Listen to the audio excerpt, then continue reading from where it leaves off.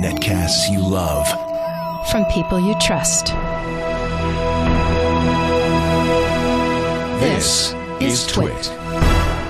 Bandwidth for FourCast is provided by Cachefly at CACHEFLY.com. This episode of FourCast is brought to you by Netflix. Watch thousands of TV episodes and movies on your PC, Mac, iPad, iPhone, or TV instantly, all streamed directly to you, saving you time, money, and hassle. For your free 30-day trial, go to netflix.com/twit. What sort of future do you think we're heading for? How will we live as we slip into the 21st century?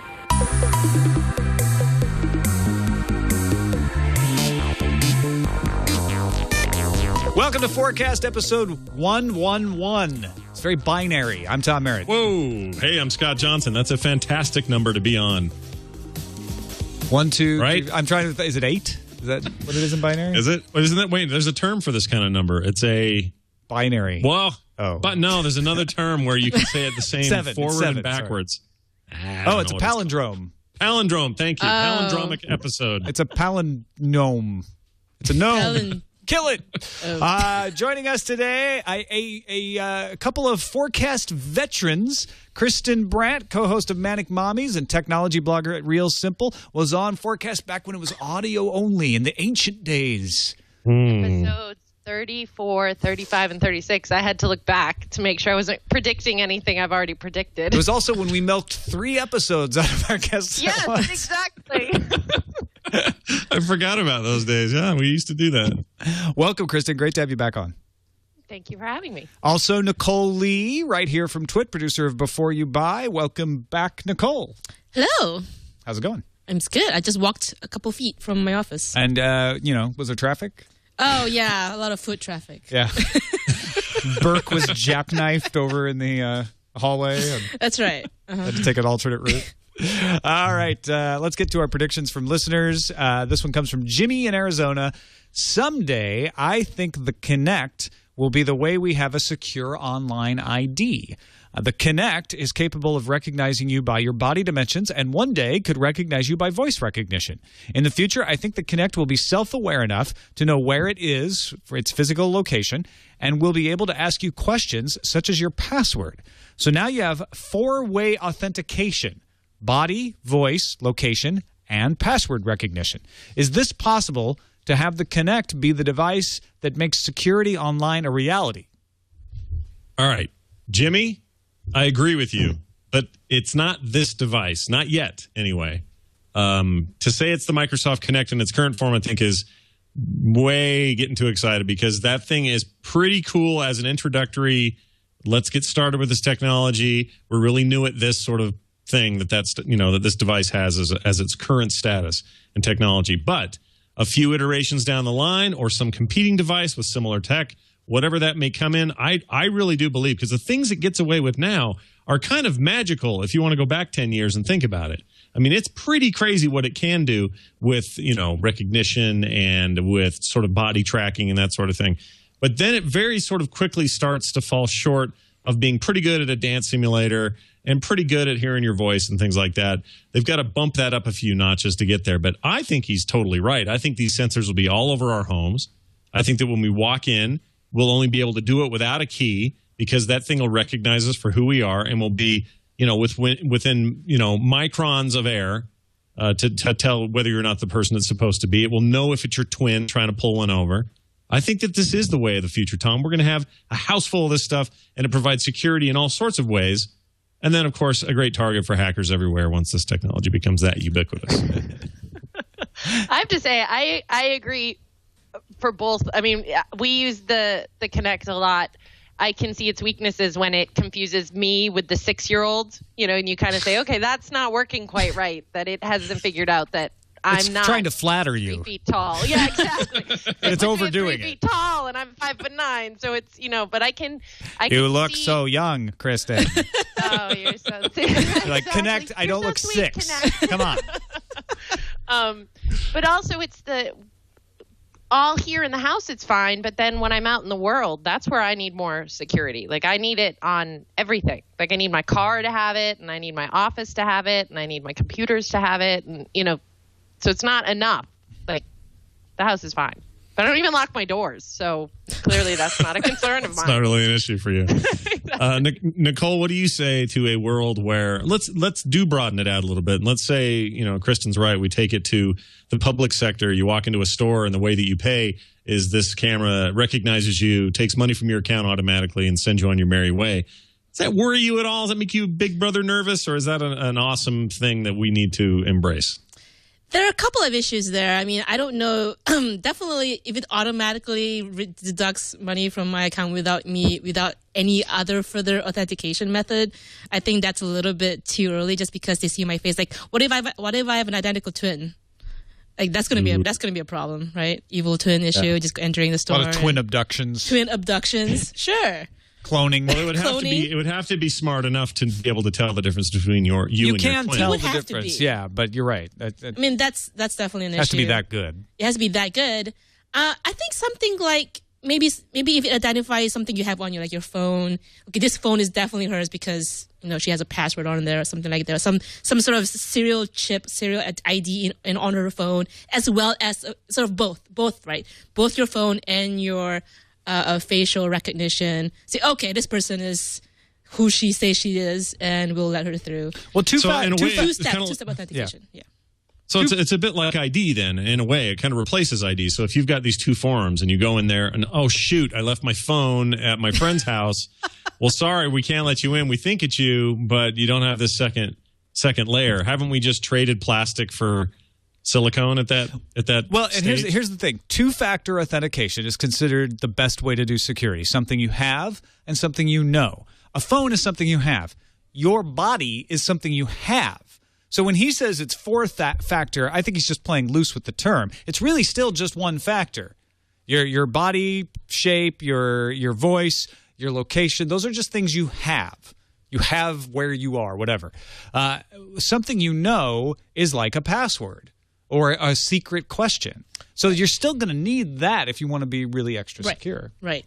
There needs to be an extra step, like something that only you would know, like your first pet's name and all that sort of stuff. See, here's the problem, though. You're at your house and you're alone. You live by yourself. It's just you and Spike, the dog.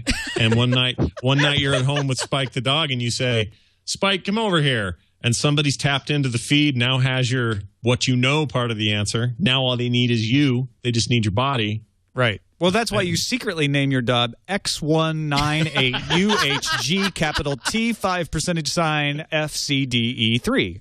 Right. Not Spike, I mean, clearly. personally, I'm up for anything that will limit the number of cards that I have to carry. Even my phone makes me a little nervous because, yes, it's my phone and I have it, but I lose it. I lose these things a lot, and I think it's a false sense of security, these things that we already have. I talk to clients all the time. They'll say, well, we can't open an account until we see the driver's license. And once I have that driver's license, that's real. And I'm like, how do you know? It's just a piece of plastic. Like, you say it's real, but there are countless teenagers running around with fake ones. Yeah, I love the ones, too, where they're like, just send us a copy, scan your driver's license. Yeah, like, I love those. Oh, well, I'll just whip one up real quick right now. Not a problem. Right. Yeah. So, I mean, some of I'll these just things Photoshop feel very false. Like, they just give us a false sense of security. I mean, even now, you can put a credit card into any gas pump, and all it asks you for is your zip code. That's not hard to figure out. Yeah, well, especially if you're in a zip code, when chances are. I found this on the floor. Right. Right. Yeah, I don't know. I don't know what the answer is, but it just seems Kristin brings up a good point. It just keeps happening. So at some point, we're getting so good at replicating people's livers and lungs and hearts that we are replacing people part by part anyway, or we're improving them in some way. So now you've got counterfeit people, really, that you could, use that power for evil. And now suddenly we've got guys who look just like me walking in front of our Future Connect cameras and them saying, well, welcome back, Mr. Johnson, and really have, now they've got access to all my gold or whatever the standard is we're using then. It's WoW gold. Yeah, WoW gold, of course. And that I don't think we ever get away with, from. Now we lose our phones. We lose our driver's license. We lose whatever it is that says who we are.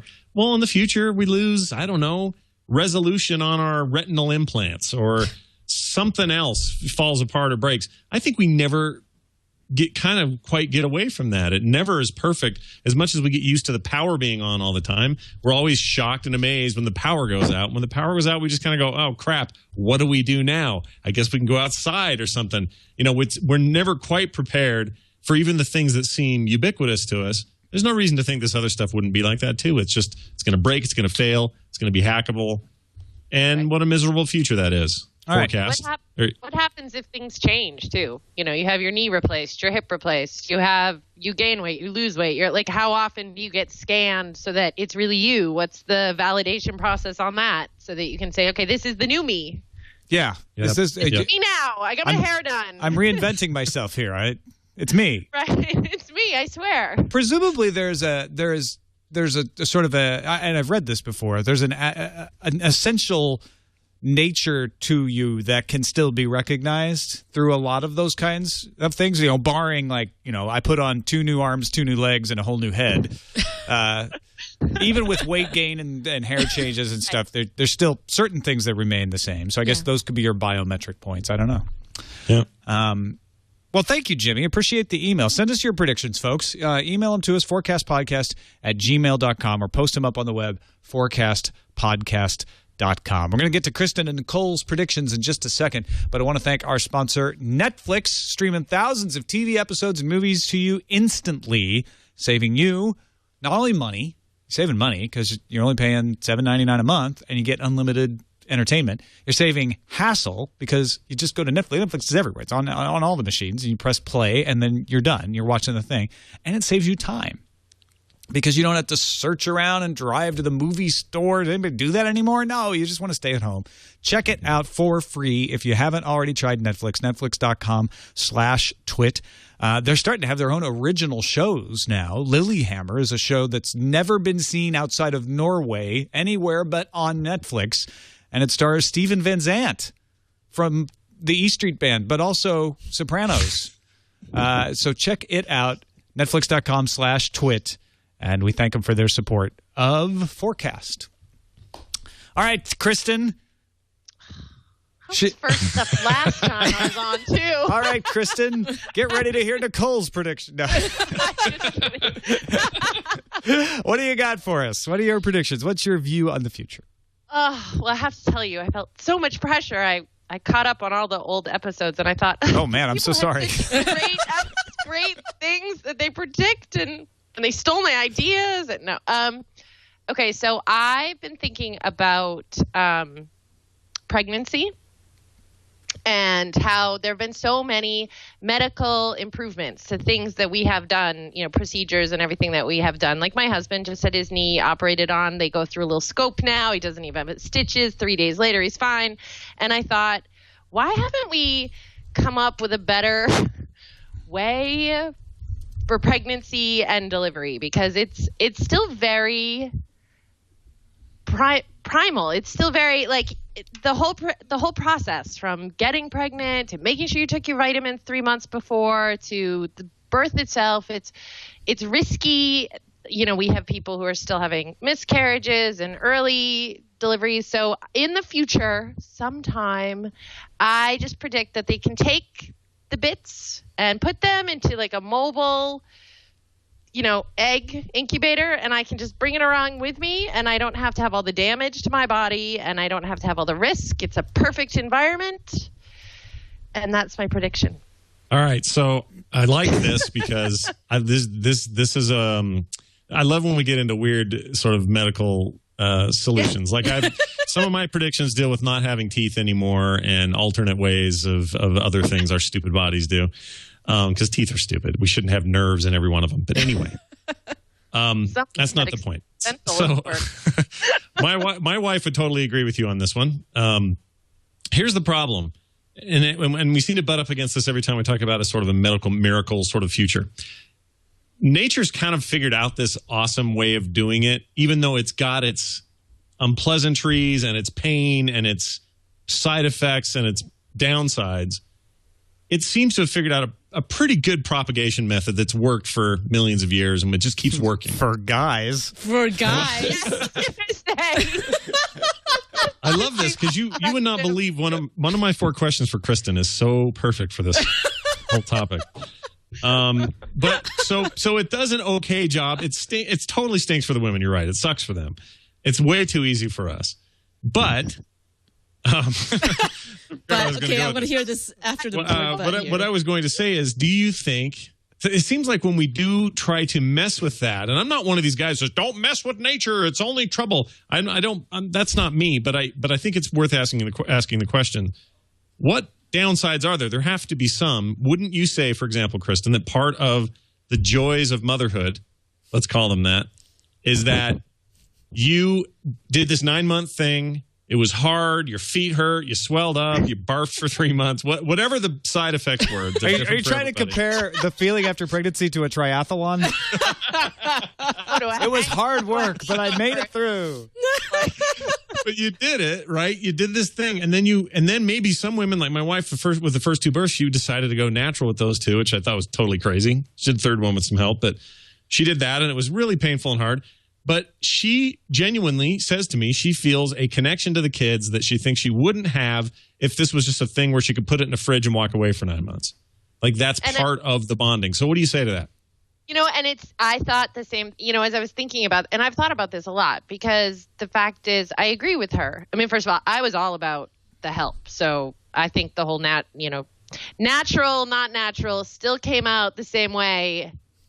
I don't, whether or not I had drugs or not. But I do think there is that connection. On the other hand, even those of us where it went fine. I had 2 really great pregnancies, very smooth, not a lot of problems, but I had to have surgery back in November to get some things fixed, tightened up that had been thrown out of whack because of the kids. I mean, even when it's done right, a lot of us are walking around with the consequences of it. So maybe it's not as extreme, but I feel like there haven't been any improvements. Well, but when they're teenagers, the medical answer, Scott, is shoot her full of oxytocin. Right. Like, just that's what's creating that bond. Right, there you go. Exactly. I can carry it around with me. Okay, no, you can't. You can do this. You can boil it down to these chemical things, and I think I wouldn't even be opposed to that. I just think there's something to be said. Like, when your kids are teenagers, I've got a couple right now. You'll never have that thing where you will, because you gave birth to them. But if you didn't, if it was this other way, you'll never have that day where you can say, I worked for 9 months to something. Can't do that anymore. It's like part of the culture now. I kind of agree and disagree. Like, I do agree that, of course, there is the important bonding moment with your unborn child for 9 months. Absolutely, there is that bonding moment. But there are a couple of things I think is important that we explore this issue, because it's true that some women do have problems with their pregnancy, especially if you're a little bit older and if you have family history of something is going wrong with your pregnancy, or some kind of family history in that sense. And let's face it, it is kind of unfair that the woman has to bear all of this. I mean, it is a little bit unfair that the woman has to bear all of this pain, whereas the father doesn't necessarily have to go through the same sort of emotional process. And I think that's a problem. Let's face that. And secondly, I don't think it's a huge thing to completely get rid of it. For example, I know a few of my friends who are adopted, and their mothers didn't have to go through this whole 9-month thing. That doesn't mean the love isn't there. That doesn't mean the emotion isn't there. I think it can be done. Whether or not we completely get rid of it, probably not. But have it as an option, maybe. Well, to me, it's the idea that we can, we have some where, again, did you take your prenatal vitamins 4 months ahead of time? Yeah. Can you, is the environment perfect? Like, we could set up a perfect environment where all the vitamins that are there. Nobody's drinking or smoking or doing all the things that potentially could impact the fetus. And again, like, I'm betting that more women than not who have had kids are walking around with some issues. We're just not talking about them because it's gross and we don't want to talk about them. I am not afraid to talk about them or to get I'm them. glad we gave you a forum. Scott. Well, I'm glad you have a forum to do that. That's fantastic. I had 2 weeks on the couch, and I blamed the kids every day for it as I recovered from my surgery. I think Star Trek has the answer. with their shield and deflector technology, you can create a safe womb area where the baby, you're still carrying the baby, right? But it doesn't weigh a lot. And it's sheltered, and so it doesn't have the negative effects on you. And then 9 months come, the baby's ready, you just beam it out. Seriously. I love it. That's great. Fantastic. Yeah. But you know what? We could get good enough at biotech to have some sort of fleshy capsule thing that would sit in your house or wherever, or even at a hospital, and that would do this whole process, that would literally get bigger and have all of the right parts because we've engineered it to do that. And even have it be birthed in a way that I guess would be the right way for a baby to be birthed, although people have C-sections all the time, so it probably doesn't matter. But you just cut that open, out comes the baby, and you're done. And the adoption thing is a good point. But typically the adoption thing is like as much emotional investment and struggle to make that all happen as it can be to carry a child. I'm not saying exactly the same. It doesn't have the physical impact necessarily, but it has some of that same emotional stuff. And it just seems to me like we are missing some emotional component here. And it's, again, easy for me to say I didn't carry my 3 kids around for 9 months. I was going to say, let's even talk about the C-section thing. Like, we're just, zip them open, pull them out. Like that, again, we haven't even improved that. Like, we haven't figured out a better way to do that. Then, okay, maybe it's this way instead of that way, or that way instead of, I don't know. The point is, we haven't really even improved this process at all, but the, knee surgery, it's 2 tiny holes and we don't even have stitches anymore. And so I feel like that and a good decongestant for a pregnant woman, they haven't come up with that either. Yeah.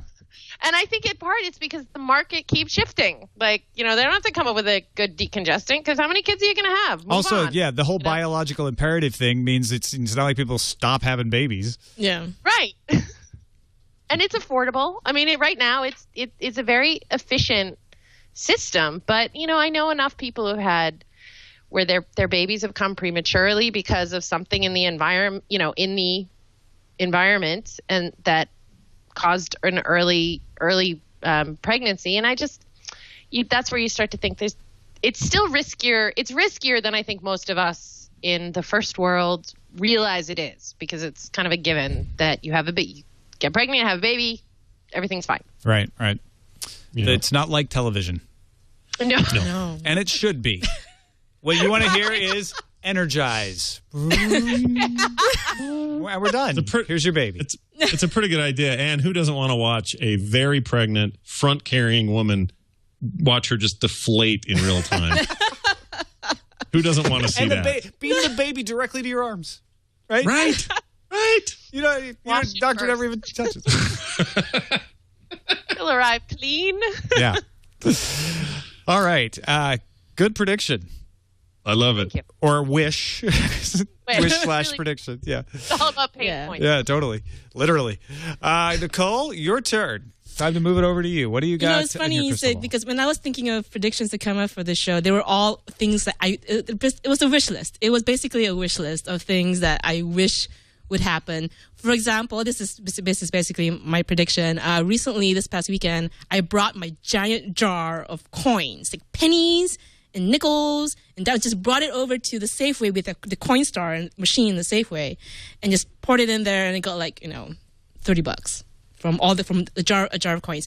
And it just stuns me that we've lived how many centuries, decades and centuries, just still living with this. We live in an age of virtual money. We have cash. We have this. Credit cards, credit money, sort of quote unquote virtual money lying. Card cases. Exactly. Card case, Square. Wow Gold. Facebook credits. Facebook credit. All of that. It just seems to me like in the future there has to be a way where we can get rid of these pennies and nickels and dimes that must cost more to make. I don't really know how much it costs to make a penny, but I'm sure it's not that cost efficient to make a single penny. I just feel there has to be a way in the future to get rid of this weight that's burdening us, and maybe in the future we will use the Facebook credit as real money, and the iTunes virtual cash that you get on those Farmville games as actual cash. So it's not just the metal coins that bother you. It's physical money. It's physical cash, physical money, and I think there has to be a way. There has to be a way. I mean, we're already doing this. We're already doing this with credit, and Facebook credit, and all that. So in the future, I think, and I hope anyway, that there will be a way to just not have to bring this physical money around with us. It's interesting because I was just thinking about this today. And if you really start going down that rabbit hole, it can get weird. Like if you start thinking about what is money and does it even exist at all, and those kind of questions, it's real easy to kind of follow that path. But here's kind of how I was thinking about it. Somebody today I assume the guy got his paycheck, right? And that paycheck, in his case, gets transferred directly to a bank account. He's never even got paper in his hand to check. Exactly. It's just this automatic transfer. So now he's got automatic money in there. He's taken a portion of that money and he's put it in his PayPal account. His PayPal account, again, virtual money from the thing that was virtual money from a guy who did a bunch of work but got this virtual money in exchange. Then that money went to go buy one of my prints straight from PayPal. And PayPal gets a little piece of this fake money and he loses some of that fake money. I gain some of it. I send him a physical good for it.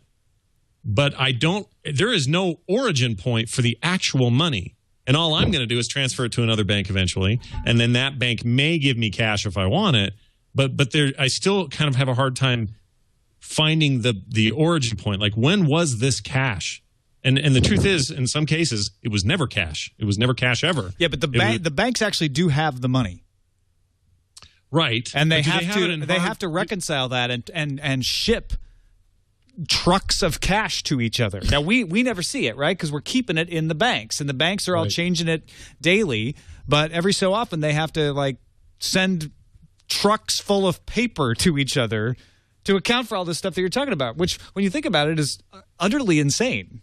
Yeah, it seems crazy. That adds a whole new wrinkle into the weirdness already. And I would say, okay, well, let's say that that what we end up with is a future, Nicole, where everybody's exchanging fake money or virtual money, and that's all we ever see. We abolish paper, we abolish the metal. It's just now it's all just scanning our heads, and boom, we paid $5, whatever. And even if it means the banks still have to be shuffling money across town in trucks all day, yeah, I think I'd still prefer that over the current mishmash of who's really got money and who doesn't. Because if what Tom is saying is true, and whatever, then maybe that quits being money in the form of paper and metal. Maybe that becomes, I don't know, gold bricks, or maybe it becomes something else. But I think the bottom line is the banks we feel, everybody feels like money should be a physical, tangible thing. And the minute we start going over that ledge of no, it can be this ethereal fake thing that's just sort of kept, people keep track of it. We got computers keeping track of it all. It starts to get a little scary. I don't know if I really have any money at all, to be honest. Well, and it gets very hard to teach too. I mean, it's I have a 6-year-old and a 9-year-old, and they get their allowance directly debited from our checking account to their savings account. And so when you try to explain to them saving up and buying things at Target, it's so abstract for them because they've never seen the money. They don't understand the whole and then daddy, you bought this Lego, now daddy's going to move it back from your savings account to his checking account. So I love the idea. And the thing is, the reason I was laughing about the banking conversation is because that's what I do in my day job is I work for banks, and they do. I mean, they have, you go into their vault and there will be a bag, and it's this is the extra cash. We have too much cash, and they're coming to get it. They're coming to get the cash because we have more than we're supposed to, and so, I mean, there still is this very physical element of moving cash from here to there, but as consumers, we're seeing it less and less. And it's so insecure. I found a envelope from Christmas. It has a $100 bill in it. It's well, that's great. I hadn't found this. That's $100 gone. Just completely gone. Doesn't the Fed have, I think it's $1 million bills that allows them trillions. To that I've ever seen one. No, I believe I haven't either. But they have, I think it's $1 million. They have a really insanely high number, high currency. It might even be more that they use to just as an accounting device that allows them to represent in paper. Again, it's not gold backed or anything. By anything valuable except the full faith and credit of the United States Federal Treasury. It's but they have them for that purpose of being able to transfer back and forth. Yeah, Maybe and it's you 1,000. Maybe it's you just still 1,000. see them. You still see the Brinks trucks guys coming, into the bank, picking up the bags of cash, walking them out. I mean, it's definitely scary when you think about, what if situation of if the infrastructure fails on us, if the government decides to press the reset button on all the banks, sort of that's this weird scary thing that our money isn't real, what we have isn't real, and I can understand the whole impulse to store your cash in a pillowcase in your bedroom, but in terms of everyday day-to-day living, I just think it just seems so meaningless to me to have this thing when I can just press a button on my phone instead. It's so weird. I completely agree, and here's a twist for you, all right? This just came to my head. Here's the weird twist. What if our society, because we are getting so virtualized with our money, and the only cash changing hands are dudes in trucks, right? Let's say that's our future, where that's all that's happening, and the rest of us are just scanning cards and sticking our phones in front of things, and that's how we do everything. It's all a big transaction. That one day we have a collective epiphany that all we are doing is living in a big commune. I'm giving a service to somebody. He's just saying he's passing me virtual money, but really he didn't do anything more than he would have just given me gratification points. And I can go spend gratification points at Starbucks, and Starbucks can buy their stuff from some other form of gratification points. In other words, we all suddenly realize that all we're doing is exchanging services, and you pulled out my tree, so here's some fake money, and we suddenly go, wait, why are we even doing that? You pull out my tree, and I'll give you, I don't know, a hug, and that hug is exchangeable. You know what I mean?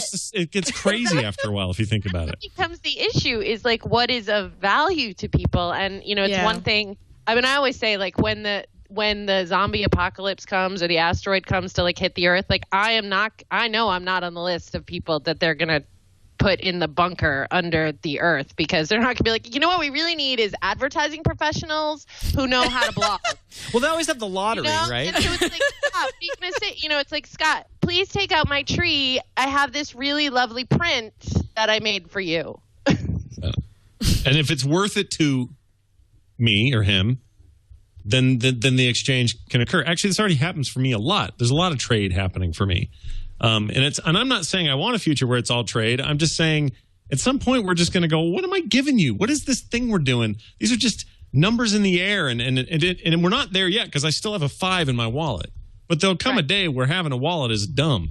It's going to be in some electronic device. It's just going to beep when I walk in a door. I mean, that is coming. That sort of thing is coming, and wallets are going to be stupid at that point. And by the way, a few holdouts, the $100,000 bill was used for transferring between the Federal Reserve, but it was it went away in the 30s. It was only printed in 1934. Oh, wow. And it was only used for a short period of time. And it was gold backed, by the way.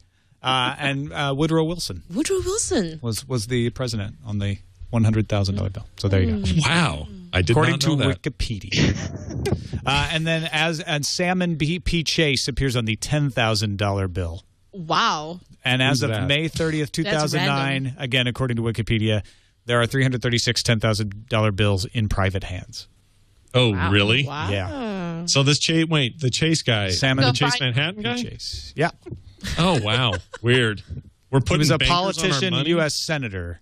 Oh, okay. I don't know if he must be part of the same family, I would guess. But that would suck, dude. He was if a suddenly chief justice. These secret bills have pictures of Steve Jobs and Bill Gates on them and stuff.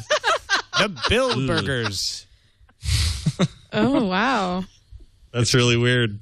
It's got Ethel Rosenberg. My daughter came home from school one day, and her school, somebody in her class, her teacher, she claims, told her that there was a $1 trillion bill, and that the U.S. government had stacks of $1 trillion bills to represent the debt.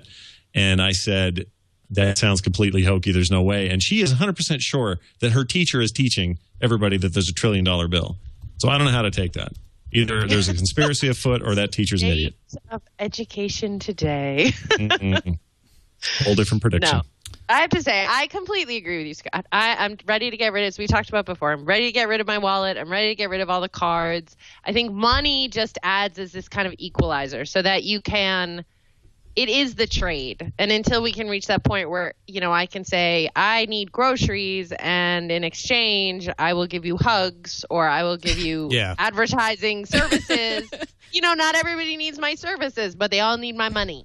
Well, what we have money for is a storage of value. When it's essentially like, I don't want your hugs, you don't want my advertising services, but we've got these other things we want to exchange, that we want. So I'm going to give you this storage, like this gold coins, because even though maybe you don't need gold coins, everybody will take them because they're valuable, and you can buy something else with them.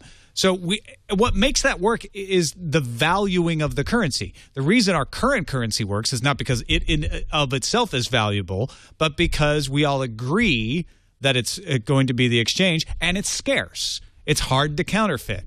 And so we know when we get a $20 bill, there's a very good chance that there's a limited number of $20 bills. Now, the government can come in and, put more $20 bills on the market and call it quantitative easing and all that sort of thing. But there is a limit to it, right? Until theoretically maybe there's not. But we know that right now, at this very moment, there are only a certain number of bills out there. And so that $20 bill is worth something because I know everyone else will accept it.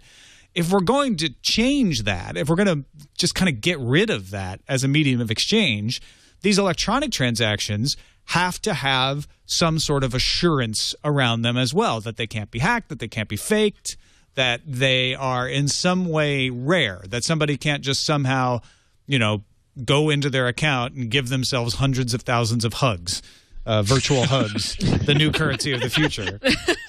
I love hugs. Virtual hugs. So, it's an H with a G through it. And so that's what Bitcoin is trying to do. They're trying to say, let's use processor power as the limiting factor. You can't create a Bitcoin without spending a lot of processor cycles that cost you money because of the power you use to run them. And so that, and they've built this whole system, and it's not perfect because we hear about Bitcoin theft all the time. But if Bitcoins are getting stolen, they must be worth something.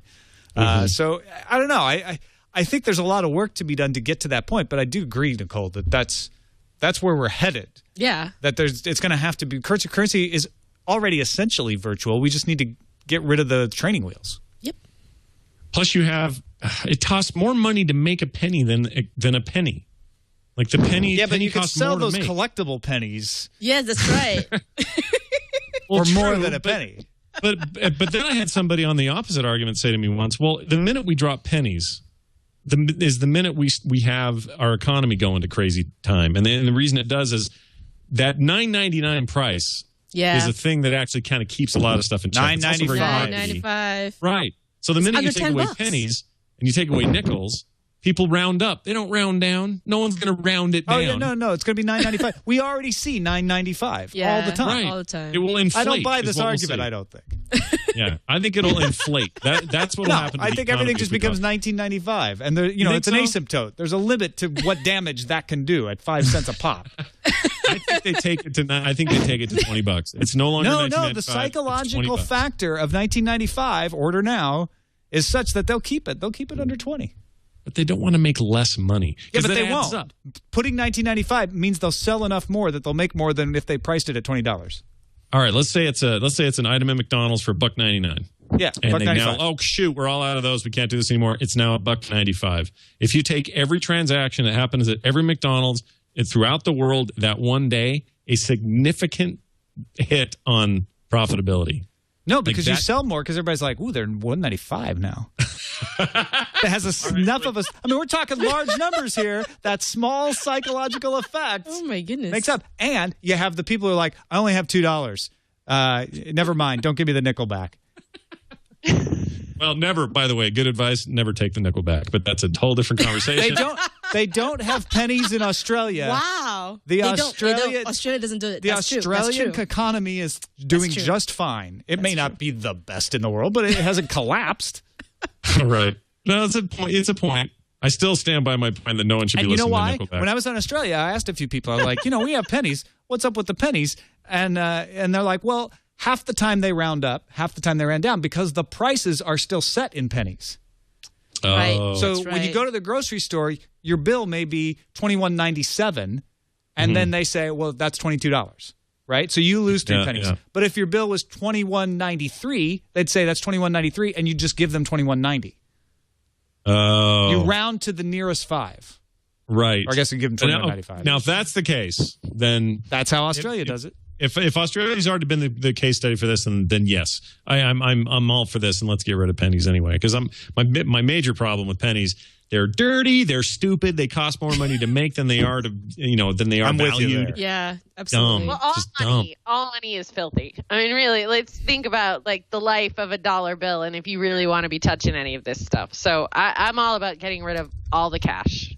What if, here's another theory for you. What if us handling all this dirty money has made us stronger and more resistant to the superfoods that would have taken us out years ago? 2 points, Scott Johnson. You know what? I have kids. I got enough keeping me You don't strong. need dirty money to keep. They're bringing that crap home. They have no cash on them, and I'm pretty sure that's not what's carrying the bugs.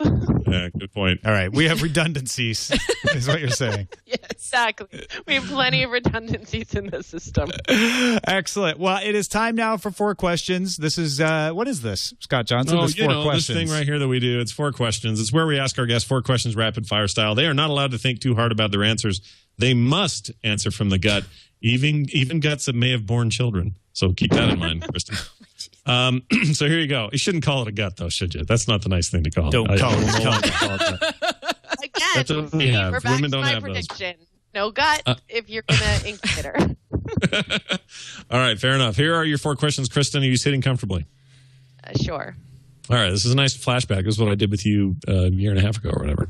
Here we go. Yeah. When you have teenagers, what will Manic Mommies change its name to, if anything? Angrywives.com. Sweet. I Looking think forward somebody to owns that already, but Manicer Mommies or something. Manic Mommies, Manic Grannies. Yeah, Manic Grannies. There you go. In 2122, all the great comic book publishers will finally put their resources together and merge into one giant comics publisher.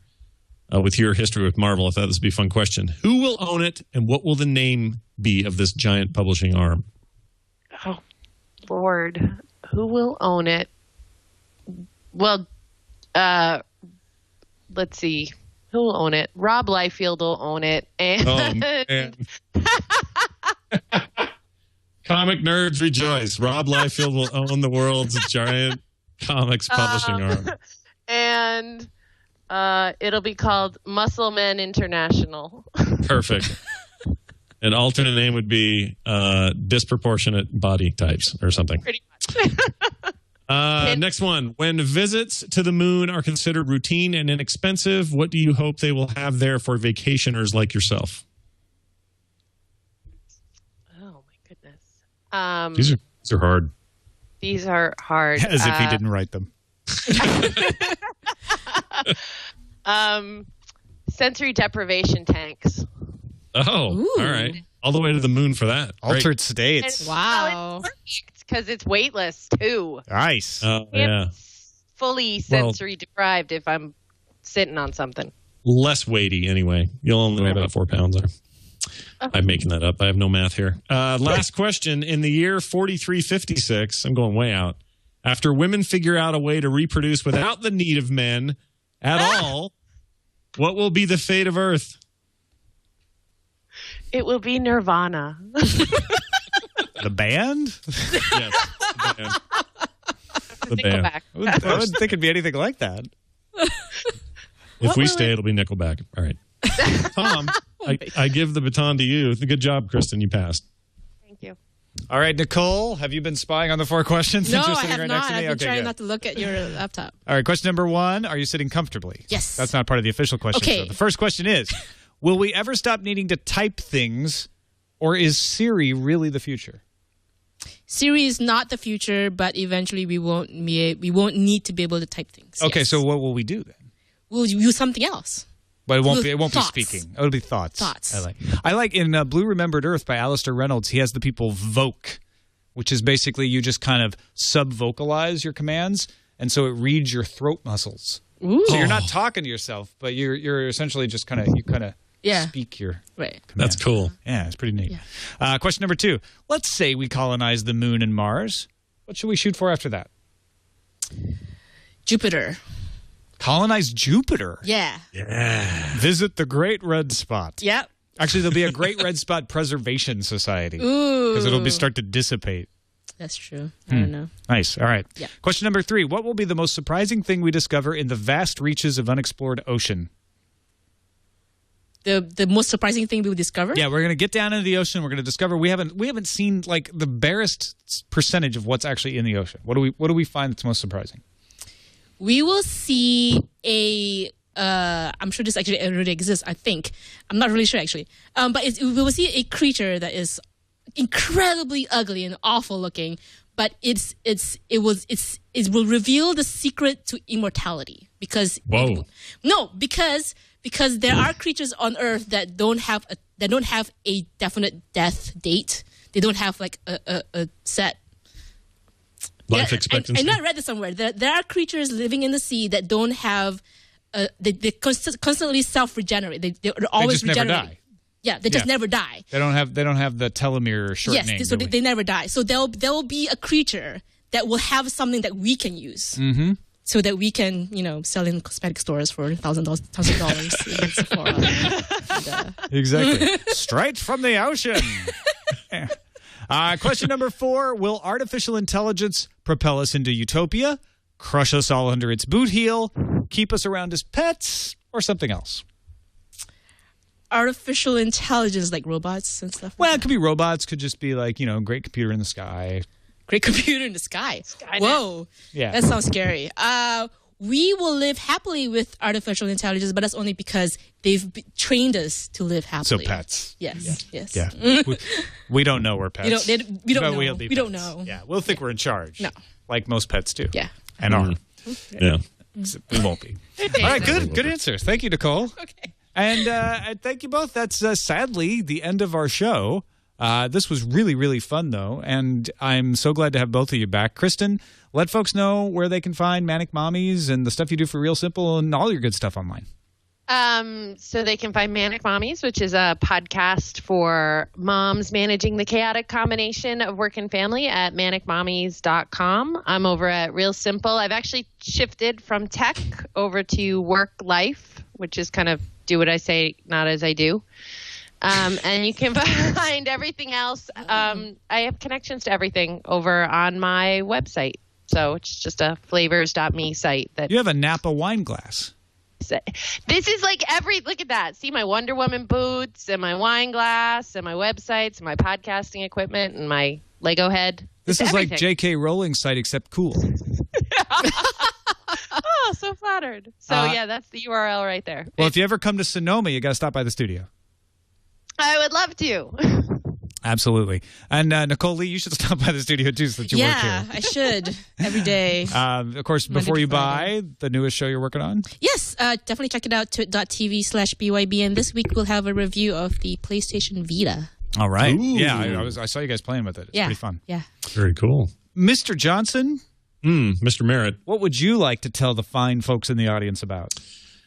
Oh, man. I've been watching Downton Abbey, so I get formal every once in a while.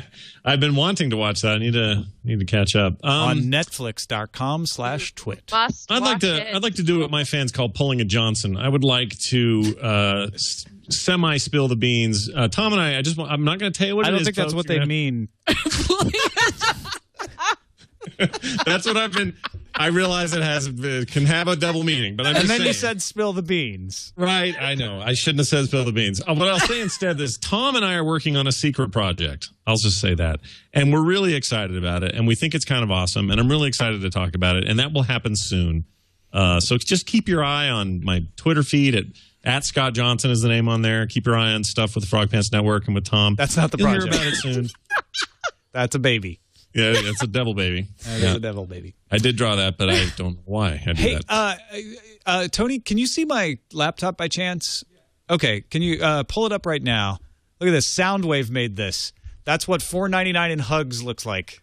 Oh, weird. It's got the H and the G combined. Oh, I love That's pretty good. I like it. Yeah. So wait, how do you do one shy of a full number of hugs of 5? Well, this is, for accounting 0.1. purposes. But like without pennies, you just round up to 5 hugs. Uh-huh. Oh, okay. Yeah. Got it. Fantastic. Thanks, Soundwave. Appreciate you putting that together. And thanks all of you. You're my favorite evil transformer, Soundwave. Good job. Don't forget to leave comments on our website, fourcastpodcast.com, or send us an email, fourcastpodcast@gmail.com. That's it for this edition of FourCast. We will see you when the music plays in the future. Yes. Again. There it is. Bye now. Bye. But it's only 32 years.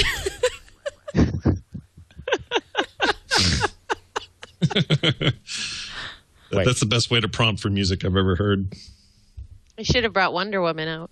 Wonder Woman. You know what was funny when you said Rob Liefeld? That was going to be my answer if that was the question to me. That was totally what I was going to say. That was hilarious. I was thinking Kevin Smith. Name I could come up with. That was totally what I would have said too. Poor Rob. Farland, but